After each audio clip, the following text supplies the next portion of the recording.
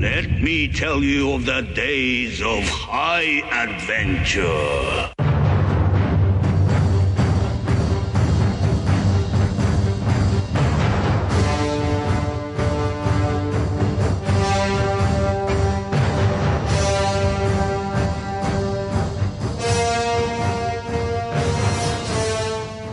Hey, I'm Kevin. And I'm John. And this is 6 Degrees of Schwarzenegger, the podcast where we take a long, hard look back at some of our favorite action movies from the era of Arnold. Schwarzenegger is the icon of the genre, and we're taking a deep dive into some of these 80s and 90s cult action movies and breaking them all the way down.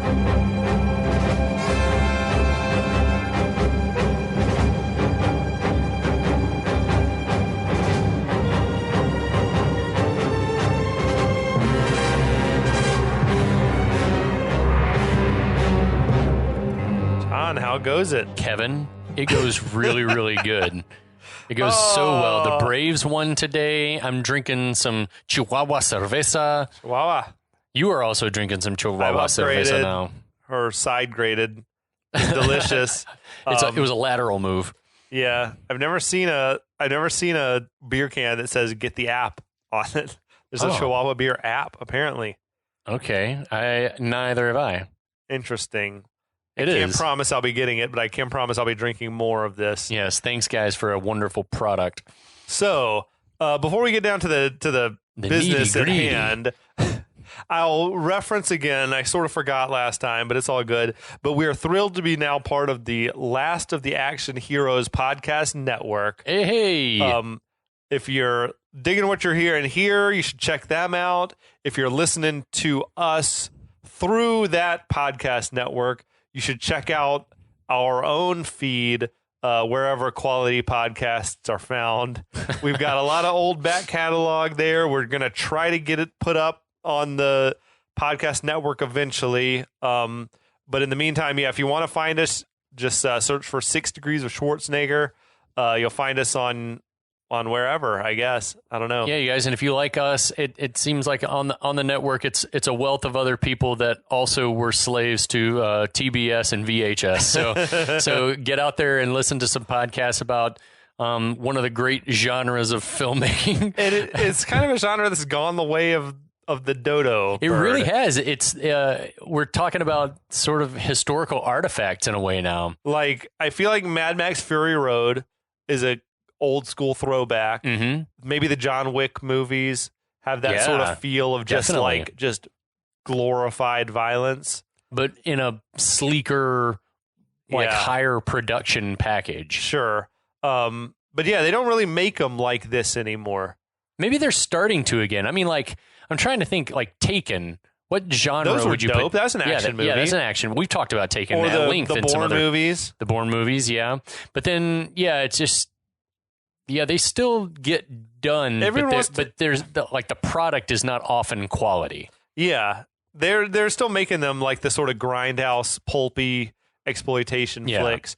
But you don't get the huge $100 million ones very often anymore. Do you think that that's just because of market saturation? I feel like no one, when they spend that much money, they don't want a rated R product at the end. They want a PG-13 product. Even in the age of streaming now. It's crazy now. Did you watch Army of the Dead? Not yet. On Netflix? I saved it. It's in my queue. It's wild. I hear that Tig Notaro is in it, which is awesome. Yeah, she is. She's awesome. Love her. She apparently was replacing one of the stand-up comedians who got canceled. Heard, yeah. Yeah, it's weird to see a movie like that that's just a hard R. Yeah. Like, it's a movie for adults. It's not for kids. Yeah. There's nothing wrong with that. Well, but that's the thing is, like, my parents as long as you're accompanied by, if you're under 17, you have to be accompanied by an adult or whatever. And my parents they took us to our movies when we were in high school or junior, before we were, old enough to go by ourselves. I don't know. I think I guess, never underestimate the prudish nature of the American public in this day and age. There's a lot of outrage. There's an outrage factory. Yeah. That needs something to be outraged about. Boobs and the F word. Well, I think about like a Spielberg or J.J. Abrams even, like especially Spielberg back in the day. Mm-hmm. Like he'd make movies that kids loved, but he didn't ever pander to like a child. Like he never made it you never felt like he dumbed E.T. down to appeal to kids. Right.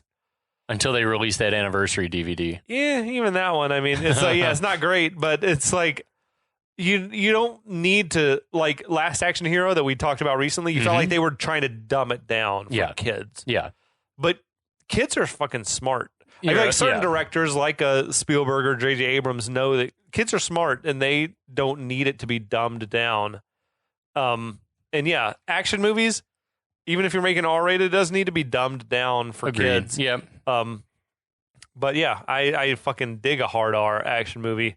Speaking of hard R action movies, what are we even talking about right now? We're talking about a Jim from 1981, Mad Max 2, The Road Warrior. This movie rules. It's one of the originators of the modern action genre.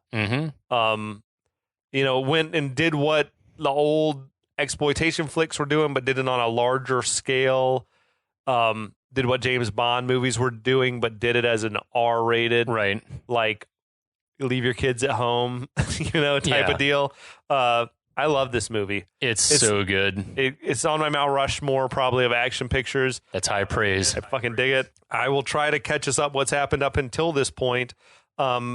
Basically, we have Mad Max. He's roaming the wasteland of this like post-apocalyptic universe.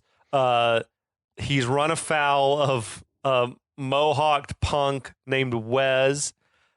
He's linked up with a guy known only as the Gyro Captain. He flies a gyrocopter around. They found this sort of oil refinery compound. They're trying to figure out a way to get in to get some of that gas to ingratiate themselves with these people.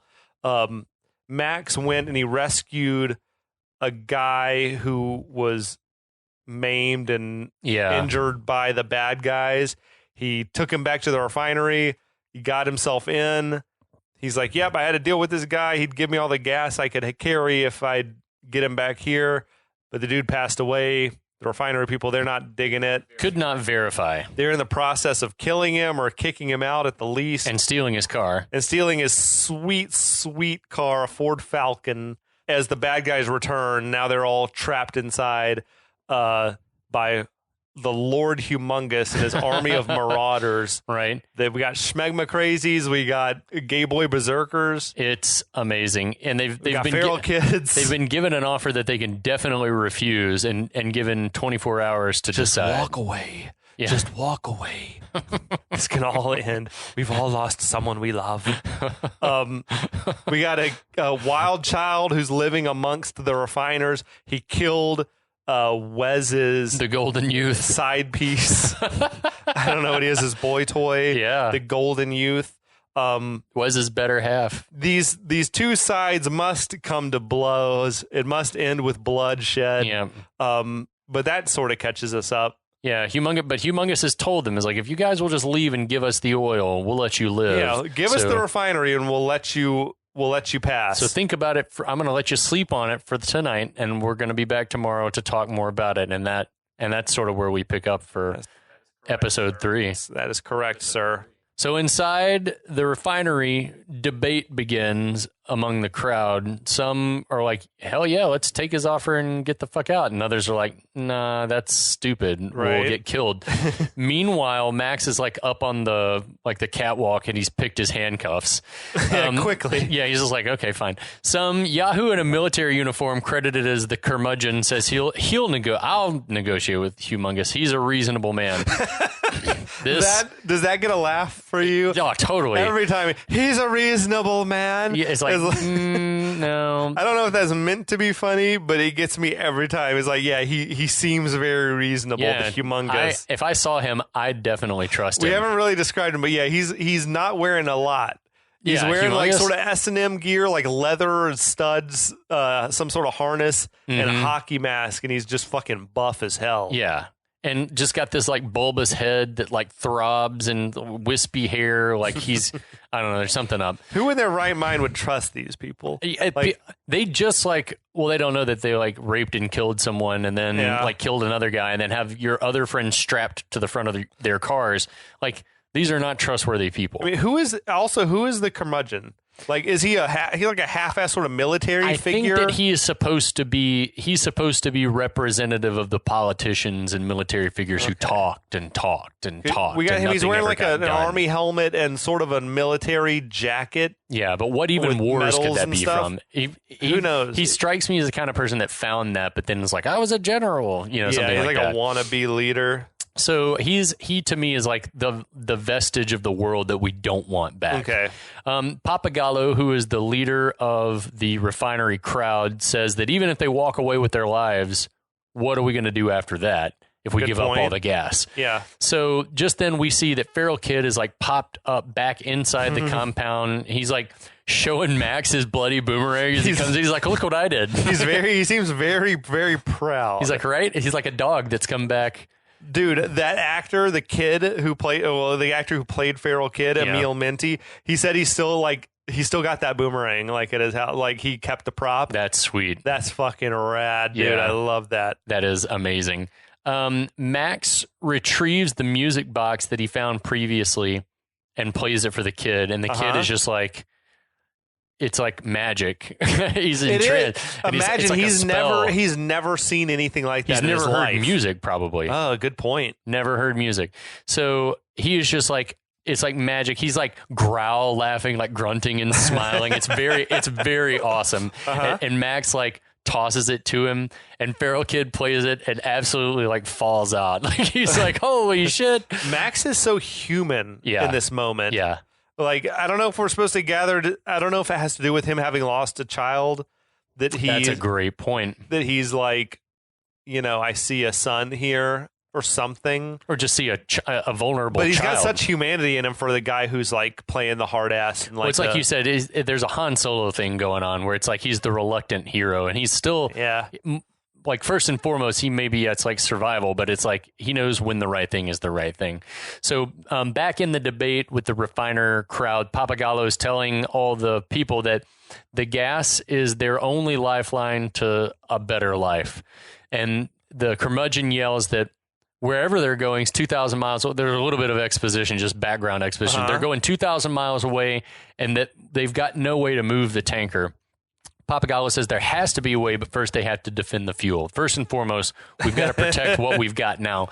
The obvious solution, we were talking just before we pressed record, seems to be like, hey, Humongous' crowd, you let us leave with the tanker and you can take the refinery. Yeah, let us take all the gas you want. Like, you got to think, if they've got 10,000 gallons of gas there, there's probably 100,000 gallons to still be pumped out of the earth, or more. Like who knows? It could be endless. Yeah.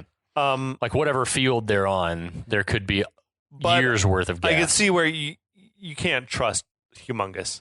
Yeah, and so many seem content to give up and start throwing their weapons down. Warrior Woman says, however, that we fight for our beliefs, and I'm staying. That is one good-looking woman, man. She's attractive. I gotta say again. It's been said before. I'll say it again. She's beautiful. I'm sure. But Jesus. Yeah, that's an inspired bit of casting. The young woman, then we see a young woman with a top pony who earlier, we didn't talk about her, but she was sort of like nursing the guy Nathan who Max saved from outside and brought in to try to get some gas. She was tending to Nathan, who died. The young woman with the top pony, who is credited as being the captain's girl, but we'll figure that out later. She says that, we can't compete with the Marauders. Every day we get weaker while they get stronger. That's a good bit of dialogue. Yeah, our cause is finished. He's basically saying, like, we can't go on. I mean, their days are numbered for sure. If they're under siege, I don't know how much water and food could they possibly have in there? They're not sitting on a well, probably. Yeah, I don't think so. So just then, Max whistles loudly. All turn to him, and this was where we get that TBS commercial cut. 2 days ago, I saw a vehicle that could hold that tanker. You want to get out of here? You talk to me. It's fucking amazing, dude. Yeah. It's like, I mean, Max in the movie barely talks. But so when he does, it's like so effective. Like everyone shuts up and listens. He's a man of few words. I think the internet said like he's only got 16 lines of dialogue in the whole movie, which I don't know how they get that number because I tried to count. Like, and by any metric I could figure, he's definitely has more than 16 lines. But he does barely talk. Yeah, that reminds me of like in opera performances, like in a 2.5 hour show. Yeah. Something like that. Like a long time to be on stage in that duration of an entire show is a total of 15, 20 minutes. Really? Yeah. But then you're not on stage for more than like, chunks of that at a time. So that's like a big amount of singing. It's crazy to think about that. Like, a lot of what Max does is just sort of silently observing what's happening and waiting for his moment, right? And Mel Gibson, talented, gives great face. Always is given great face. Yeah. So we cut to later that night. Max is talking to the community leaders, like bargaining for his services. It's like amazing, the skies. Yeah. And everything like that. Phenomenal. It also has to be said, like in this scene in particular, I guess the way it's lit, I don't know, Mel Gibson is just one handsome man. Yeah, yeah. Like for all of his faults or foibles, right. He is he was a movie star. Yeah, he was. He tells the community that if he can deliver the rig, a rig big enough to haul the tanker that they've got, then in exchange, they'll give him back his car and all the gas he can carry. It's a fucking incredibly good deal for them. Yeah, totally. Right? Like, what is all the fuel he can carry in the amount of, in terms of all the fuel they have? Right. Like, it's a drop. Yeah. Not a lot. I take that deal. So one of the guys, I think it's Zeta or whatever his name is. The top lieutenant. Yeah, turban. Papagallo. He's sort of got a turban. He's memorable for having the thing like wrapped around his head. But he's like, he reminds Papagallo, he's like, hey, we lost 8 people today. What does this Yahoo have in mind? So Max says, all I need is 5 gallons of diesel and some high octane. And you guys can just think of that as a down payment. Sure. Why not? So the group seems divided about whether to trust him, but decide they've got nothing to lose. Warrior Woman definitely believes the worst about him still. But Papagallo is like, all right, you have a deal. So later on we see Max. He's got this stick with gallons of gas positioned balanced on either side. That shit would be heavy. Yeah, it would be. So as he's That's leaving, way more than the amount of gas he said he needed as well. He's like, because I feel like those were 5-gallon cans and he had 4 of them. Yeah, that's true. Unless they were just partially filled, but I don't know why they would do that. I don't know either, but it looked good on film. I would say it needed to be. They had to be positioned and balanced on that stick. Dude, did you notice also they were oiling his knee brace on his way out? He's like, as he's leaving, he reminds the community. He's like, "Don't forget our deal." And then haunted looking guy from earlier gets down and oils up his leg brace. It's that's amazing bit of detail. Yeah, it's you can't have it squeaking as you're trying to sneak past the marauders. Silent and smooth, just like always. It's like the Tin Man oil can. So Max sneaks off into the darkness with Dog. But he trips and falls and the cans go flying and making all this racket.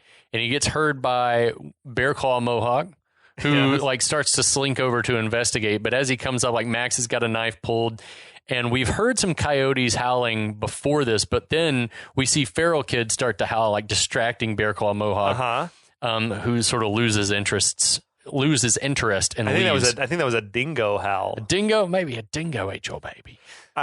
That fall seemed like that would have fucked his knee up. Yeah. He sort of stepped off an 8-foot drop or something. Damn, that would jack you up. Also, it is weird how close everyone was to Bear Claw Mohawk. It didn't seem like he could see anybody, but it seemed like he should have been able to see Feral Kid. Right. But I don't know if he was hidden behind a shrubbery or what. Shrubbery! I don't know what was going on, but it all works, though. Feral Kid has the benefit of being able to blend into the background. He's sort of different shades of taupe and tan. So I love the bit with Feral Kid, Max looking up at him and Feral Kid gesturing with his head and go that way. Yeah. And that kid's badass. I love that. By daybreak, we get another cool shot from the same bluff where Max and Gyro Captain were positioned the day before. That would have been a hell of a climb to make with all that weight. Shit. Yeah, agreed. So by daybreak, Max has made it back to that spot, and I call this the Christ imagery, but him with that thing up across his back, carrying the cross beam, I Jesus. never thought of it, but yes. And the music swells big and epic. So, but when he gets up there, the captain's nowhere to be found. So we cut and we get this shot of the captain's foot going by, and he's dragging the broken section of the tree behind him, like a log, like this driftwood. Max had left him shackled to like a dead tree. Like, you wait here with your snakes. And Max, obviously followed the trail. And so dog chases him down. He gives that little like... Yeah, and he goes just running full speed after him. Max gives him full permission to chase down the captain. That's dog assist number 5. I love that. I also just imagine the dog just like tearing into his ass. Yeah, like ripping his leggings. So we cut to later on. Max is leading the captain, he's now forcing to carry the fuel cans. You know what? I started thinking one of those cans better be full of water. Good call. Yeah, that makes total sense. That's a long way to just be like, yeah, just go walk it. Yeah, that makes total sense. The captain's like babbling on and on about things he misses from before the apocalypse, and he's clean women. You know what I miss most of all? Clean women, nail polish, perfume, the smell of bicycle seats, cocktails, desserts. I like his style. I like the smell of bicycle seats. I don't even know what that means. I think it's just like leather, oiled leather. Yeah, lingerie. Remember lingerie? Max tells him to shut up. We've mentioned this before. I think you did. Like the gyro copter itself is like just plastered with sort of pornographic images. Yeah, it's like he's got interests. I guess he does. Yeah, totally. I love it. Yeah, Max tells him to pipe down as they finally get back to the gyrocopter, and they find that they find a body on the ground, and that his snake has killed the guy who was probably a scavenger. The captain and dog fight over the snake. He's like, I tried it. I'm going to eat it. That shit's funny, man. That is badass. He said I got a great recipe for snake. Reptile fricassee. Like, I don't even... Would you eat this? Would you eat your snake? I can't figure out. If it was dead, yeah. Do you think the snake had died? I think the snake was dead. He found it dead on the ground. It wasn't alive? I think so. He had some live ones later, right? He's got snakes on snakes, dude. It's like, that's the thing, is like the guy pulls snakes out of his coat, like just at will. It's just like a magic trick. I don't even know how. So Max is like picking through the dead man's pockets, finds a shotgun shell, which he loads into his, we discover, empty shotgun. I love that he also finds that single die. Yeah. And he's like, I'm keeping this. Like, imagine the value that a die could have in that world. It's like, I got to settle a dispute. Like, we'll roll the die. It's amazing to me. Absolutely. So, the captain notices that Max's gun has been empty this whole time. It's like, that's dishonest. Lie. That's a great reveal, too. He's like, how do we even know that's going to work? And he points the gun. He's like, want to find out? Yeah, let's find out. And you're like, no, cool. So, and then, like, Max is like, so... basically, I need you to show me how this thing works. It's like, now you got to understand aerodynamics and the thing. Like, he's like, shut up. I love that dramatic music swells, and we cut to a shot of the team like flying off into the wild blue yonder. Or at least like a dummy and the pilot. I think the thing couldn't take 2 people. Well, in reality, later we discover it could, but he I don't says think it could. But in real life, right? I think it was the a pilot and the dummy, right? Not 2 guys and a dog, probably. Question: Yeah, is dog with them on the gyro? Yes. Okay, because I'm like, it could be either way. They could have left him there and be like, as we're driving back, I'll pick you up. Right. Do you think dog? How would chill would the dog level? have to be on a flying open air sort of thing? Maybe like that? Max would like put a bag over his head or something like that to keep him calm. I'm trying to imagine if my dog would handle it. What would Turk do? I don't think he'd want to sit still for that. He'd wriggle right out and fall and die.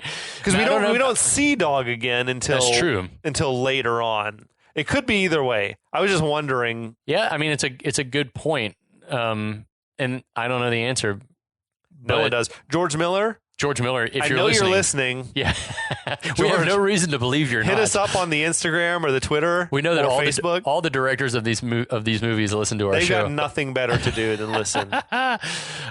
So another cut to sometime later on, we see that the crew has reached the big rig where the chase ended in the opening scene. That's right. Max is tooling around on the truck, manages to get it cranked, and then Max goes to shut the door, and the captain's like, whoa, what the fuck, are you gonna leave me here? And Max tosses in the keys to the shackles and tells him do what you want. There is no way he would part with his shackles. Yeah, I agree. He would be like, give me the shackles and the key, right. I'll release you. But there's just, in this world, there's no way he just leaves his shackles. That's great to point out. That's a little bit of an oversight there. That was shit planning, you guys. We're No ashamed. shit. How valuable having a pair of handcuffs absolutely. is more valuable than a full tank of gas for sure. Probably. So the captain starts to like limp after Max, shouting, he's like, but we're partners. We're partners. And I love that we get the wide shot that we get of the rig like speeding through the desert there. Another bit of photography. Then the next shot, we see like Max stopping the rig, and then we get a shot from inside the cabin, and he pulls out the shotgun, like checking it out, readying himself to like run the gauntlet of the Marauders. For sure. Dude, that is some rugged ass landscape. It's out there. I want to tour the Outback. It is inhospitable. I think you've been out west. I feel like it is very like similar to like Arizona, the middle of the U.S. Just like there's That's a nothing good call. there. I love that stuff though. Yeah, the desert is my younger sister's favorite biome. So, it's good to know. Yeah, there will be a quiz later. Yeah. What is John's younger sister's favorite biome? Desert. So Max shifts into gear and takes off, followed closely by the captain in the gyrocopter, following very low. Yeah, it's just like whatever. I'm coming. He got the shackles off quick and did his thing. So down in Marauder camp, Wes is like getting a fresh shave on his mohawk and like whips around at the sound of the engine. I love that he sees the rig topping the hill in the distance and like just go. It is a nice moment because the mohawk maintenance, you wonder about it, but I guess they're helping each other keep their mohawks on point. That's right. That hygiene is a thing. Wes is so wild. Like it just seems like at some points he loses the ability to speak. Yeah, like absolutely. He gets so wild out about something that he's just like, all he can do is say, He's wilding for sure. So the Marauders like scramble to their vehicles. Max runs the first attacker off the road. The car goes crashing into another car that's like up on a jack and like crushes this mechanic, which is another thing that I remember earlier because like a shot right before I think that they showed the Mohawk, you see like this guy under a car and he's working. So yeah, dude, it's established. Anyway, that dude's dead now. That shot where it's inside the cab of the car and the guy like runs and jumps in and fires it up and starts driving in one shot and you're seeing all that shit outside the window. Incredible. That the amount of action and the planning that had to go into getting that shot is so just like fired up with energy. That shot is amazing. And just like looking out the window and cruising rolls towards right the thing. up beside the thing. Yeah, the rig. Yeah, I love that moment too. Like, so then the next moment, Wes is riding up alongside the truck in a motorcycle sidecar. He puts an arrow into the rear tires of the rig. Anyway, Wes jumps onto the back of the truck. Awesome stunt work during this scene. For sure. Like tons of it. Then we see the captain like flying around overhead, taking in the scene. I like all the overhead shots. Yeah, like down on the scene. The camera angles from the copter, like when it pulls back from the rig and it's turning and showing like dozens more bad guys like getting mobile. Dude, I read where George Miller had said that he was worried that the studio wouldn't give them the money for aerial photography. And that's why he rode in the gyrocopter into the thing so that they would sort of force their hand. Like, we got to have some point of view shots from the That's awesome. From the air. That's smart. And it does. It makes it. It sells it like you get the scale of everything. Yeah. It's the same sort of feeling like when you're up on the ridge and can see all that action happening out in front of you. It makes it so much more epic. Yeah, agreed. So over at the main camp, Lord Humungus like snaps to attention when he sees the rig approaching. I had been like trying really hard to tell what it was that Humungus was doing when they first rolled up. Like I couldn't tell. Yeah. He seemed like he was messing around with his shoe or something with like a big blade. And he was like carving at his shoe or trying to fix something on it. Or maybe he's like trying to pry out a rock or something. I just know I know it was planned. Like, this is what he's doing. This is how he's passing his morning. It's like awesome if he'd been like knitting or I love that. Or like shining his hockey. If it had been like a behind shot, and he'd been like buffing his hockey mask. Amazing. So hockey, I don't think of as synonymous with Australia either. No, agreed. Max is barreling forward. A goon runs up and throws like who the hell knows what, but it like shatters the truck's windshield. I don't know. So cut to Humungus like getting a large high caliber pistol with a mounted scope and he's getting it out of like a big, like a nice mahogany box. There was weird shit. Did you like pause and look at the inside of the there's case? There's like a picture of a dude that looks like he's in a Nazi uniform or something, some Eastern European. There was definitely like sort of Nazi cross and skull and crossbone pins and some other sundries that make me think that that's like some war medallions or like brass buttons off of a military uniform or something. Whatever, though, there was some pen with lettering under it that looked like it was in German. Do you think so? Do you think this dude is meant to have been like descended from Nazis or descended from someone who was fighting against Nazis and they brought these back from the war? I think probably he was supposed to have been a Nazi, or he was like a neo-Nazi that collected Nazi shit. My ex-wife, when her grandfather passed away, we went to sort through his basement, and he had a bunch of just amazing shit that he had brought back from Europe. That's awesome. From the war. But he had a Nazi helmet, and he had there was a Luger pistol that was sort of like seized up, you couldn't like mess with it anymore. I don't think there was any ammunition for it. But this stuff that I'm like, well, I don't think this dude was necessarily a Nazi. So also people would bring that skull and crossbones shit back just as like a keepsake or a holy shit, look at this.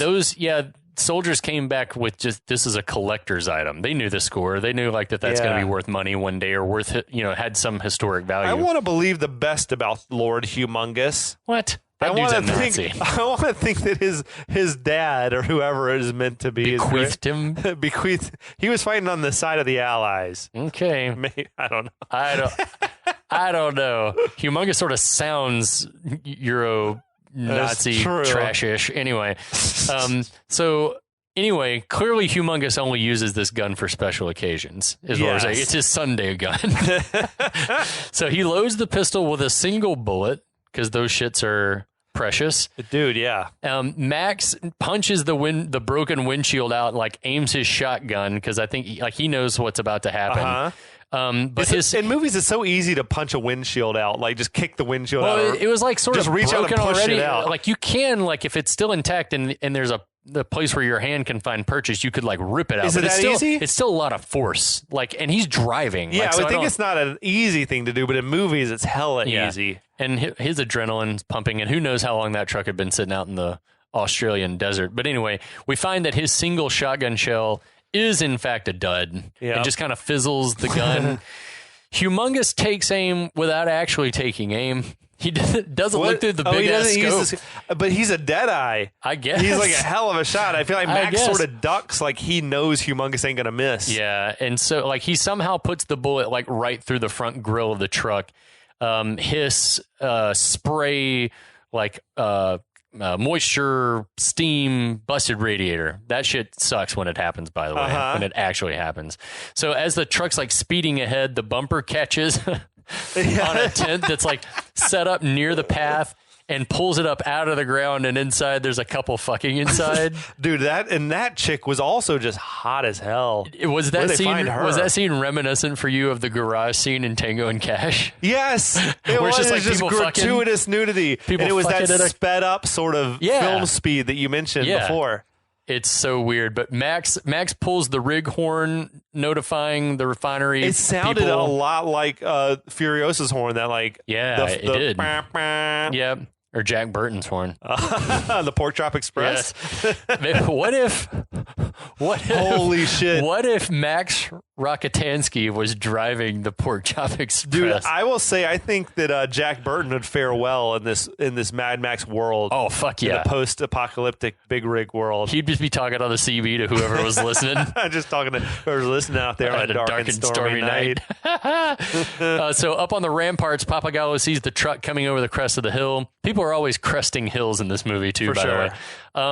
And what seems to be a very flat landscape, but that's neither here nor there. I think it's more there than here.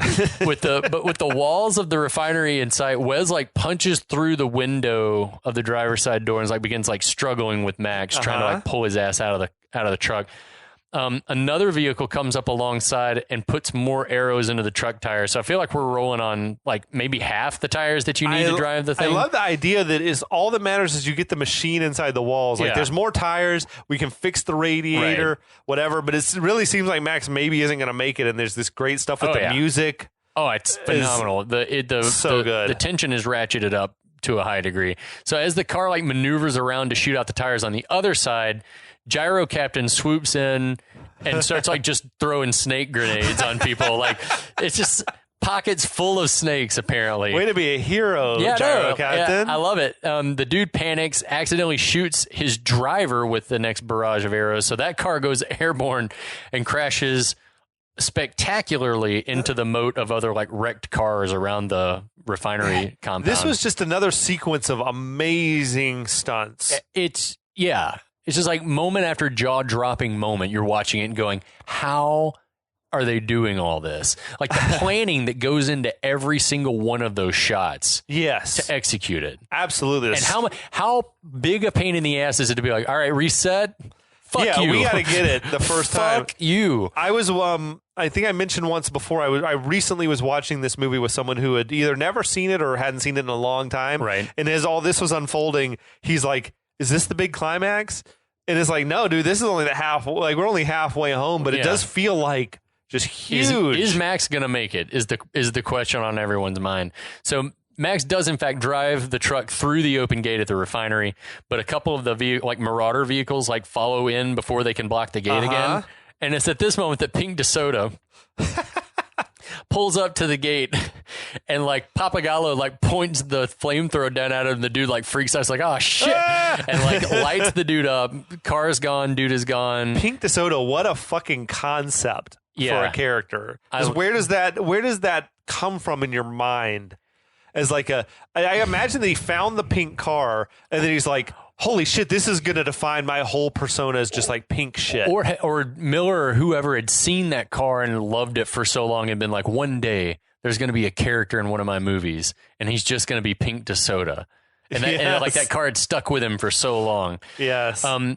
Inside the compound now, remember, Wes is still on the truck. He's on the rig. Yeah. He springs up to the top of the wall just with like athletic prowess. Another baddie tries to take control of the armored bus blocking the gate. Warrior Woman runs up from behind and slits that dude's throat. It's like if they could get the bus moved out of the way, that's all she they're wrote. Fucked, yes. Outside, Humungus is like rallying. He's like, my dogs, run the gate. My dogs, run. He's so, I'm fascinated by everything that Humungus says. He was a small pet veterinarian. I would love to know his backstory. I feel like he's a dog catcher or he works in a pet store or something. Yeah, my dogs, run. Yeah. So he's like trying to get the other bad guys inside to get to the gate. Then we see haunted looking guy from earlier shoot one with a crossbow. Wes sees that guy, screams his Wes scream, runs at him, does this badass like flip in the air like over the dude's head, then grabs him and does another like Wes patented headbutt to him. Like fucking what? He's like, Wes is an acrobat all of a sudden. It's amazing. And like that dude's like throws him over the wall. We see Papagallo is still like holding the Marauders outside at bay with a flamethrower, but he gets shot in the hip, which that would fucking hurt. That penetrates a bone? Yeah, that sucks. That arrow also changed color from like when it was loaded up in the crossbow to when it hit him. It was like orange and then it was red and yellow. It hurt him so bad that he could no longer stand on both his legs, one good, one bad. So he kind of like just like flops over. Meanwhile, we get like Wes swinging from ropes and sliding down tarpaulins. Well, now it's like no one's on the flamethrower anymore, so it's a race to see who can get there first. He's like racing to get out. Like Max starts running. At first, I thought he was running to head off Wes, but then is that not what he was doing? I think that he knew that Papagallo fell, and so he's running to get to the flamethrower. I thought Wes and Max were both racing for the flamethrower. I thought that Wes was just trying to run to get the fuck out of there at that point. I don't know. So it's good to have different point of views. But like Max gets distracted by one of the smegma crazies who he like tackles into subdues, and then like other people jump. Yeah, I know it's crazy. It's nuts. So he gets up again to like runs not at Wes. The reason that I thought that Wes was trying to escape was because when Max finally does get to the flamethrower and look, like Wes is like far down away still. The wall, and Wes could, I feel like, gotten to that flamethrower, especially if Max had been like headed off with the smegma crazy.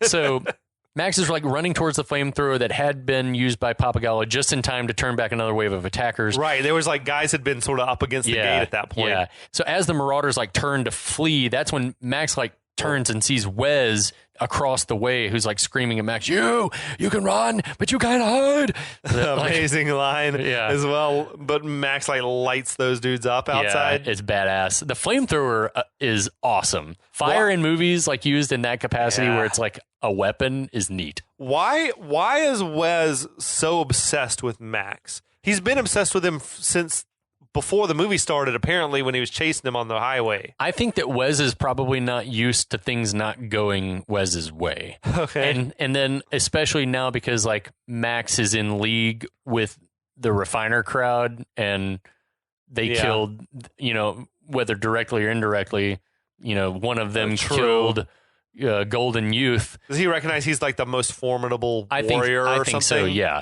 I think so. Because usually Wes is probably used to people like not standing their ground and trying to run. And Max is like, if you come down the hill at me right now, like at the beginning of the movie, I'm going to shoot you or we're going to get at it. So I think there is like this Vernon Wells magic of like, he's able to sort of convey just obsession with his foe. Yeah. His eyes, it's all in his eyes. And his just body energy, like his energy is so high, you feel like he'd snap, just like his whole body would snap. He's a high-strung dude. Big time. So we see like Feral Kid whips his boomerang at Wes, which seemed to like glance off his there was wrist, like a sound effect crossbow. there or something, I think it hit right? like his crossbow wrist thing. Okay. And just then, like the Gyro Captain swoops in, like nearly clipping Wes. That's a cool shot. Is like he's coming in over. Absolutely. Should have dropped another fucking snake. Probably had one. But Wes realized, shit, now the Gyro Captain's here. I'm outmatched. Yes. So he like runs, catches a light pole, snaps it off, and like pole vaults across the wall and out the gate and like runs. He just lets out this amazing scream. He's just like, and then runs off. That scream cracks me up. That scream makes me laugh every time because it makes me think of in Two Towers when Faramir is like questioning Gollum / Smeagol, and he's like, what do they have? And he's like, my precious. I have rewound and watched that scene so many times. Anyway, what an amazing sequence of the movie this has been, though. But if you can believe it, it ends with the Marauders fleeing back to their camp. Yes. This is the third consecutive episode that's ended with the Marauders fleeing to their camp. Wave after wave of Marauders crash against the rock of this refinery compound, thanks in large part to Max Rockatansky. And that, dear friends, is where episode 3 draws to a close. Dude, I'm so fucking amped up. I feel like I'm wound up like Wes right now. You can run, but you can't hide. Well, we will be back next week for sure. We hope you'll join us. Yep. And we'll take you the next chapter. I don't know even what the fuck I'm saying anymore. Cheers, friends. We'll see you guys next time.